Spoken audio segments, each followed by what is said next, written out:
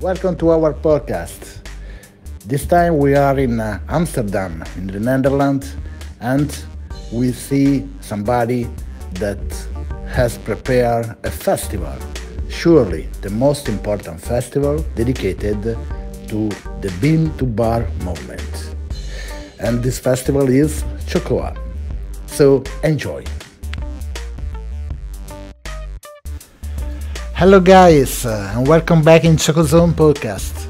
This time we are in Europe and we meet a special guest that has created the first festival dedicated to the bean to bar chocolate in Europe.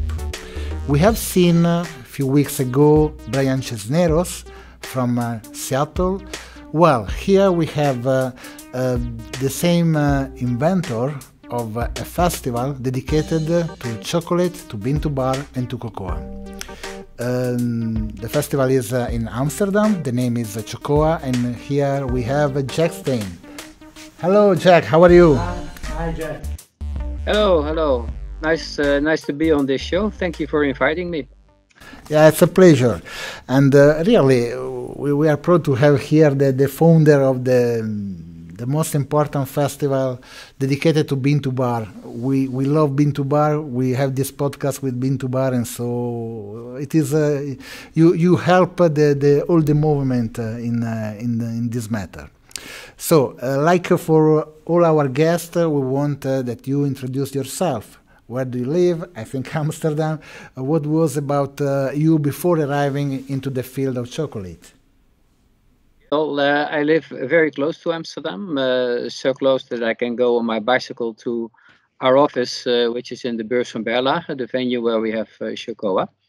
And I'm now, I think, in Coco since 2006. And actually, in my former job, I was the director of the Amsterdam Port Employers Federation. And as some people know, Amsterdam is the largest cocoa import port of the world. And Amsterdam stores about 1/5 of the annual cocoa production worldwide, so around 1 million tons. Being involved in the seaport of Amsterdam, I rapidly became involved in cocoa as well. And from one thing came another, and I started to really become interested in the world of cocoa. And then I quit my job at the association, and I became fully occupied with cocoa in 2012. What did you know about chocolate before you started this festival, this fair? And did you know already about the bean to bar chocolate, or as many of us, you knew about the commercial chocolate, the chocolate you can find in the supermarket? How was your introduction to the bean to bar chocolate? Indeed, at the Amsterdam port, my occupation with cocoa was more mainstream. We were working with the companies that store the cocoa in the port of Amsterdam, and from that position, I became chair of the ISO and SEN committees that were setting a new standard for sustainable and traceable cocoa. So my introduction in the world of cocoa was pretty much from a sustainable mainstream point of view. And in Amsterdam, I was involved in the board of the Chocolate Festival, in which also Philippe Kaufman of Original Beans was participating, and he introduced me to the world of bean to bar chocolate, to the world of fine chocolate, origin chocolate, craft chocolate, you name it. There are so many names for that. And he really introduced me to that. And when I was tasting those chocolates, I was amazed by the wide variety of flavors that you have in a chocolate bar. And I was in the same time also involved in wine. I was doing some studies in wine. And then I noticed that actually the words you use for describing tasting notes of wine are actually the same that you would use for tasting notes of chocolate. So I saw the parallels between wine and chocolates. And that made me extra interested in chocolate. And well, so that was my really rapid education in both mainstream chocolates from a sustainability point of view, and bean to bar chocolates from a organoleptic point of view, taste characteristics, describing them, discovering how the tastes of chocolate, the flavors of chocolate would match with flavors of wine and things like that. And this was before 2006? Well, that was, let's say, between 2006 and 2012. Okay. Yeah. And before that, of course, I love chocolate. I was told there were only two kinds of people: people that love chocolate and people that lie. And of course, I love chocolate, so I was in the first category. Yeah. Amsterdam, like you say, is the most important port where the cocoa arrives in Europe, no? Bourse van Berlage is the place where the cocoa was traded for a lot of years. Let me know something more about this place. Where and how did you decide to make an exhibition, a festival in a so special place? Because I invite everybody to go and to see how is amazing this place. Yes, it's actually started when I was in the board of the Amsterdam Chocolate Festival, and at some point we were looking to the other board members and say, well, we have to do something. It had not been organized for 2 years. And then I said, okay, I would like to do it, but if I do it, it will not be a ordinary chocolate festival with loads of chocolate where consumers can get everything for free, walking around with big bags and pushing the chocolate in their bags like they would do in other festivals. They should be more refined. It should be explaining consumers about the world of craft chocolate, explaining them that indeed, like in wine, you have different varieties, and like you can have a Pinot Nero in Italy, and it would be completely different from a Pinot Noir in New Zealand. You could have a Trinitario from Vietnam. It would be completely different from a Trinitario from Madagascar. Those things people should know about it, and if people would know about it, then maybe the chocolate industry, craft chocolate industry, would follow the same path as the craft coffee and the craft beer and other craft industries. So it was really about informing consumers about the nice parts, the unexpected parts, the hidden parts of chocolate that we started the festival. And also from the beginning, we thought it should not only be about the good taste, about the good flavors of chocolate, it should also be about the sustainability of the cocoa. And that's why we thought of the pay line, Chocoa, good cocoa, better chocolate. So it is about good, sustainable cocoa and the better chocolate that you make from that. So from the very beginning, we had a combination of chocolate information for consumers and discussions about how to improve the sustainability of the cocoa. When you started the Chocoa exhibition, in that very moment, there were already some others exhibition in the world about the bean to bar chocolate. And did you was in some way inspired by this other exhibition, and maybe you already knew how to improve? I mean, to make the whole movement develop and be more, successful in our market, because in Europe, as you know, we always had big companies producing chocolate from just few countries. When did you realize that this would have been successful? Well, actually, it's not only me in Chocoa. We are two founders, Caroline Lubbers and myself. And Caroline Lubbers was also involved in fine flavor and in sustainability, and she had been working with the Granada Chocolate Company when they shipped their first cocoa and chocolate on a sailing vessel from Granada to Amsterdam. and she was involved in the Origin Chocolate Festival in Amsterdam. So she brought some of that experience. She went to Perugia, she went to Seattle, got some inspiration throughout the history of Chocoa. I think for the very first festival we organized, we did not go out. It was rather small. It was in the Maritime Museum in Amsterdam. We had 25 booths. We had maybe 3,000 people. And then it grew too big for the Maritime Museum, and we went to the Beurs van Berlage. And from that moment, we also went and see what happened elsewhere. Yeah. So what we thought we would do different, as compared to, for instance, the Salon de Chocolat, is that it would concentrate the exhibition part, the festival part, would concentrate on fine flavor, single origin, craft chocolate, and sustainable chocolate. And we would have more content-related discussions. And I think what differs from other shows is that we are pretty much paying attention to all developments in the cocoa sector, not only craft chocolate, also mainstream.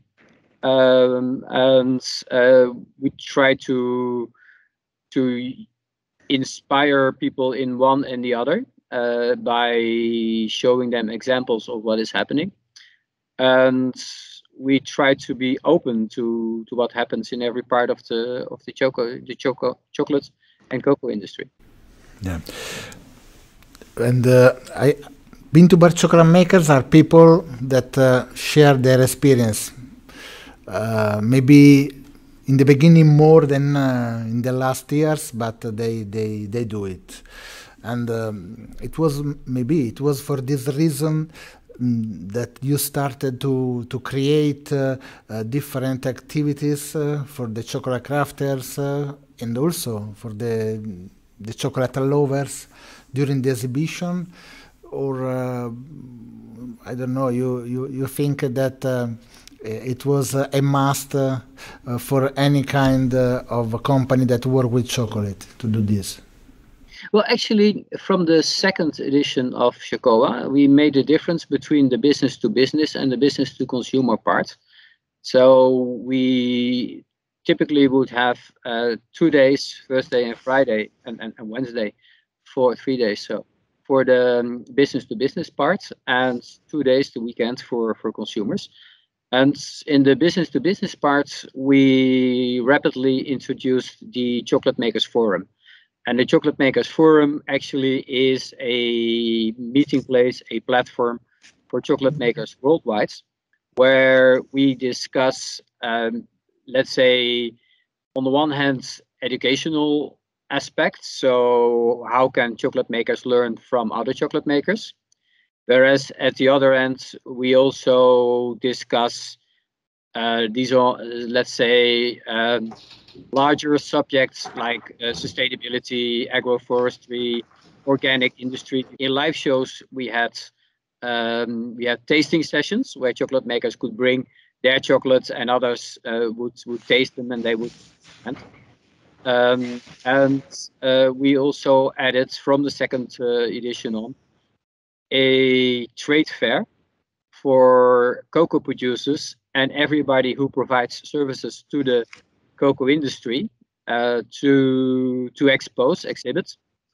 And this is where we opened up for cocoa producers from all over the world, to machine makers like yourselves, and to other service providers to the cocoa industry, really to make this a complete exchange place for exchanges of opinions and experiences between all people involved in the craft chocolate market. Talking about the current times we are living because of the COVID, because of the bad situation in the world, I think one of the most hit industry is the exhibitions. Okay, one kind of sector where that is suffering a lot about the situation. You made last year the virtual exhibition. I think you are making the same thing also this year. Do you think this is something that we have to get used to? Is just temporary? Is there any advantage in making this kind of event virtually more than in presence? Well, actually, many innovations come from disaster periods. And there's also a saying, never waste a good crisis for innovation.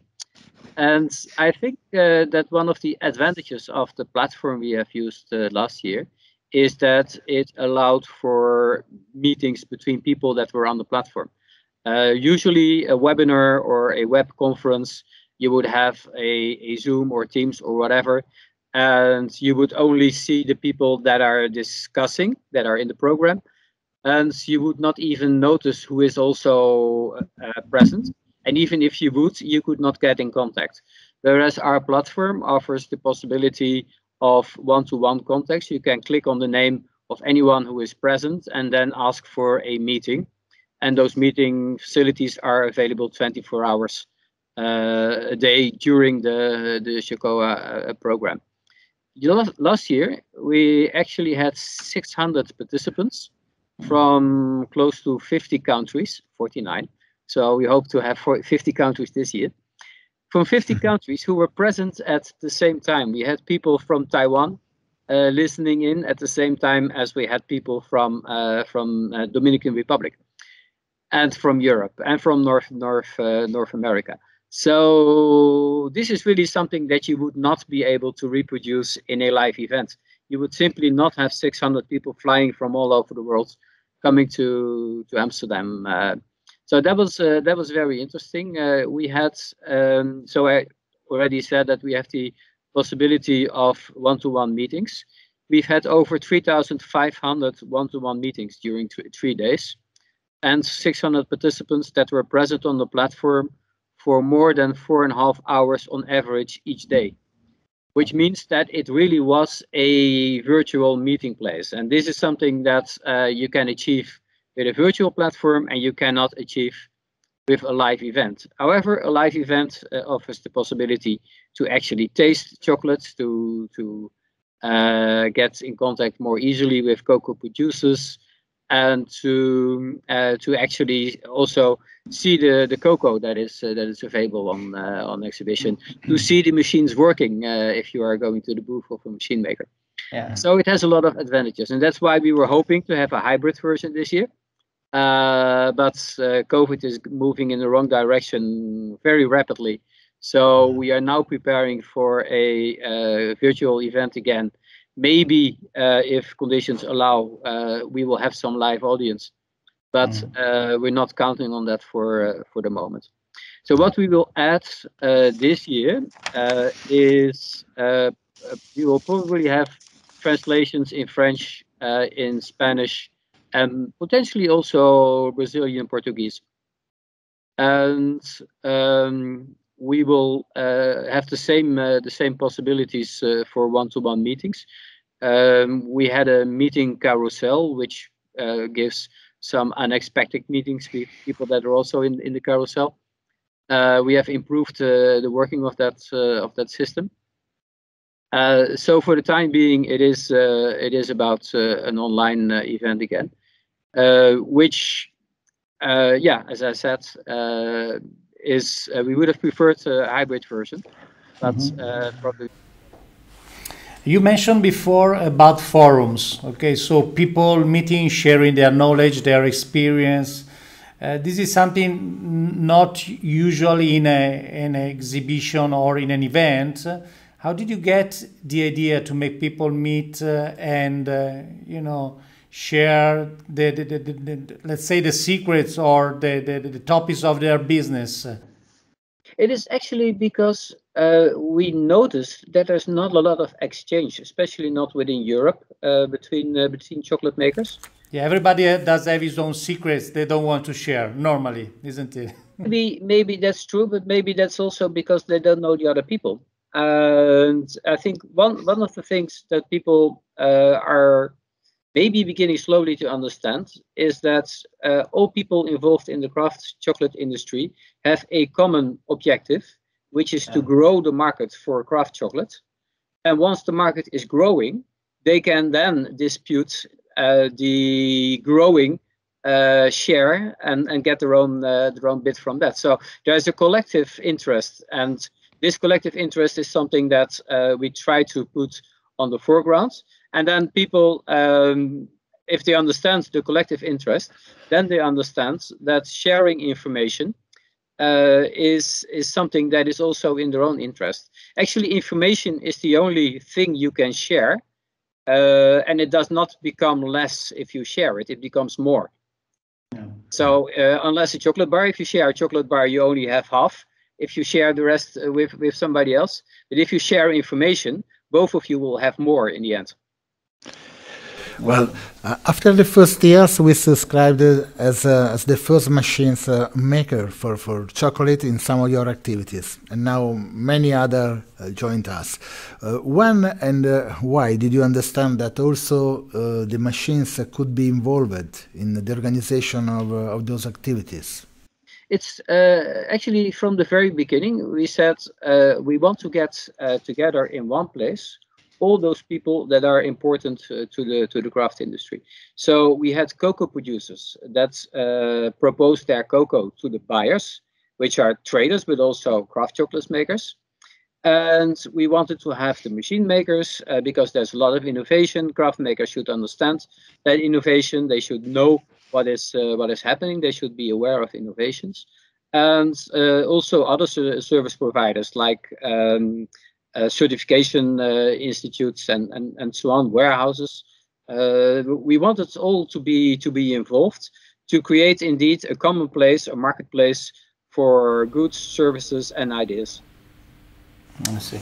Of course, chocolate is also cocoa. You are including in the events the cocoa farmers and the cocoa in general as a whole. Can you tell us where they come mainly from, the ones that get into the exhibition? We have cocoa producers from all over the world.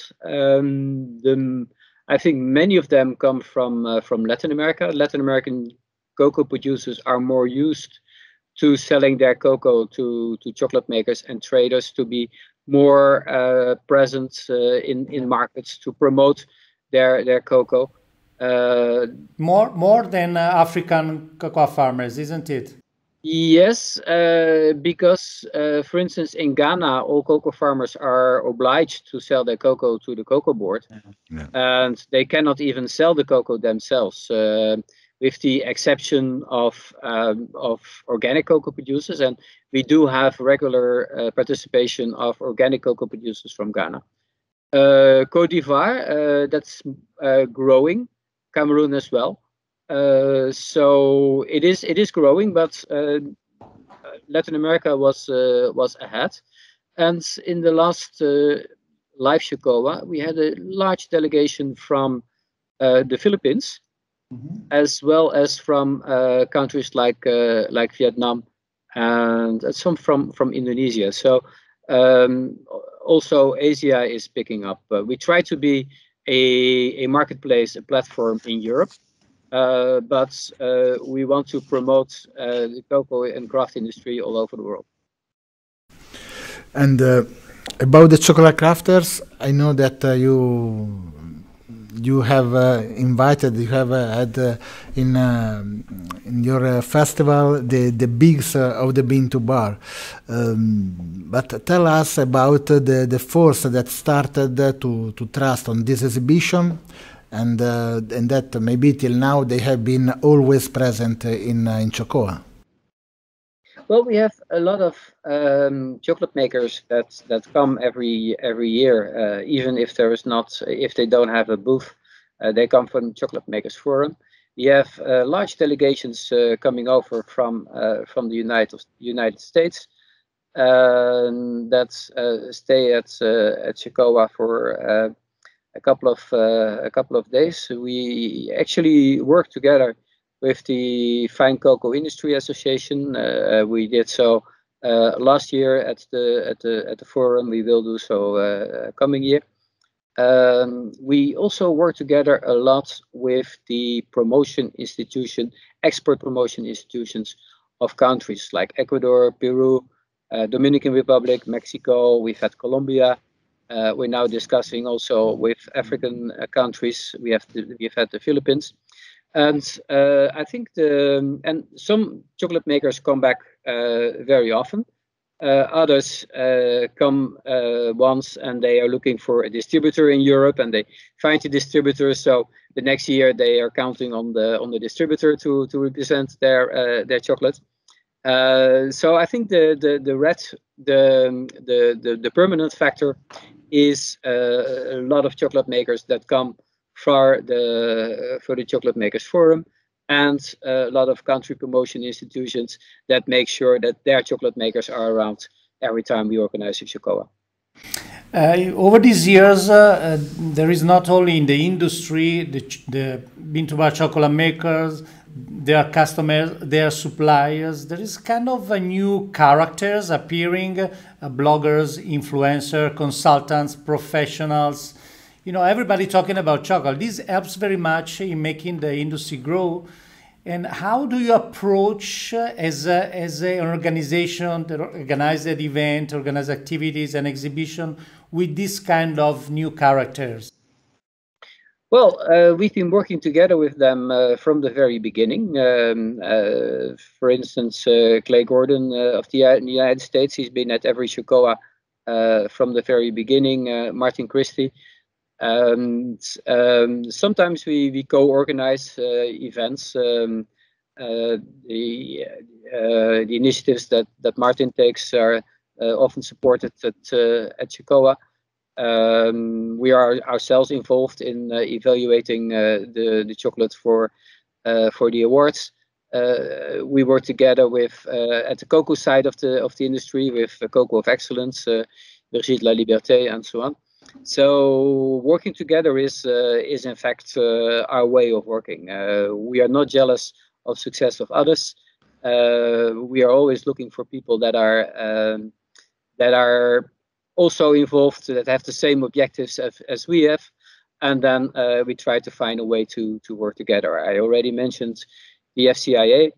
Bloggers is a very good development that we've seen, I think, for the last 3 or 4 years. And for instance, the blogs by Sharon Terenzi, I always read them, and I can learn a lot from what she's writing. So it's very nice. So we invite them over at Chocoa, and we ask them to promote Chocoa. We promote their blogs. I think the world of craft chocolate is very small at this moment. Again, we have the common interest to make it grow, so everybody should work together. Yeah. About 2022, the next February, I think. If somebody want to attend like exhibitor, or if want to attend like visitor, virtual visitor, what they have to do? There's something that we were going to launch at Chocoa, and you are now going to have the scoop of that.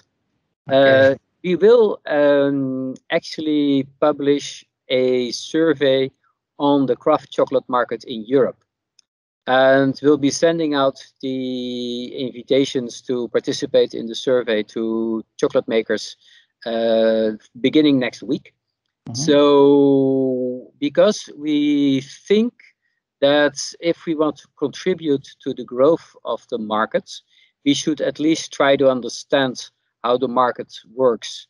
And at this moment, there are no figures at all, no statistics at all on the craft chocolate market in Europe. There is no clear figure on the number of chocolate makers that are active. There is no clear figure on the volume they produce, on whether it is a growth market or not as compared to mainstream. All those kinds of things we don't know. So if we don't know, if those statistics are not known, how do we understand the market? If we don't understand the market, how can we grow it?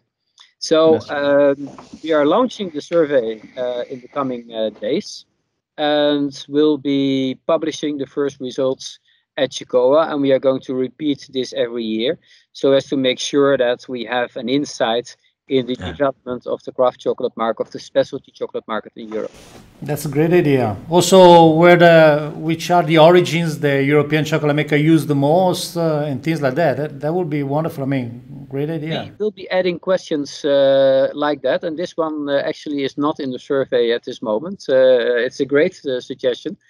We may want to because what we also want to do is to have a let's say a question that varies every year, so we can deal with special topics.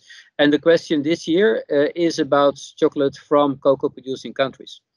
The idea is that a chocolate maker from a cocoa producing country who is looking to enter into the European market, he has a lot of difficulties, but there are a lot of advantages as well.